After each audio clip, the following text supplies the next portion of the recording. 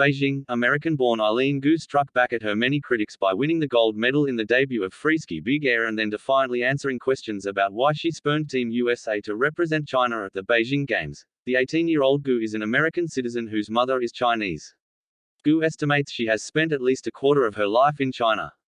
She sided with China in 2019, saying she wants to encourage girls and women to take up winter sports.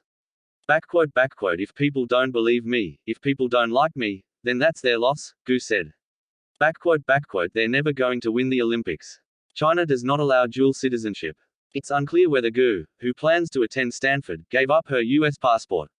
What is clear is that Gu stuck the best performance of her life at Big Air Shugang, where the ski hill is set among the imposing cooling towers and smokestacks of a closed steel mill.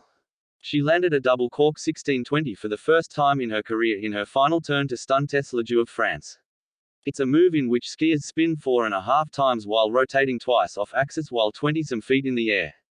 I want all the girls to break their boundaries, she said in Chinese, via an interpreter. I want them to think if Eileen can do it, I can do it. While saying through an interpreter that Gu is an amazing athlete, who is extremely competitive, Ledoux groused that her rival got lucky, because she had been practicing at Big Air Shugang for weeks, a benefit of competing for the host country. Gu was having none of that, either. I'm not trying to keep everyone happy, Gu responded. I'm an 18-year-old girl out here living my best life.